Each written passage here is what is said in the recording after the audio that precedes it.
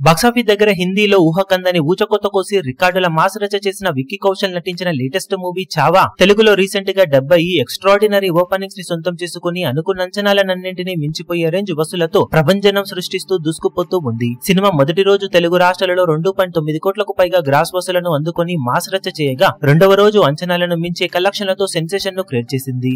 ఏకంగా 68,000కు పైగా ticket sales ను దక్కించుకుని దుమ్ముదుమారం లేపిన ఈ సినిమా ఓవరాల్ గా రెండవ రోజు మొదటి రోజుకు మించి కలెక్షన్ల పరంగా సెన్సేషన్ ను క్రియేట్ చేస్తూ 3.85 కోట్ల రేంజ్ లో గ్రాస్ వసూలను అందుకుని సంచలనం సృష్టించింది. దాంతో ఓవరాల్ గా 2 రోజుల్లో తెలుగు రాష్ట్రాలలో సినిమా 6.75 కోట్ల రేంజ్ లో గ్రాస్ వసూలను అందుకుని సెన్సేషన్ ను క్రియేట్ చేయగా వర్త్ షేర్ పరంగా 2 రోజుల్లోనే 3.3 కోట్ల దాకా షేర్ ను సినిమా దాటేయడం విశేషమని చెప్పాలి.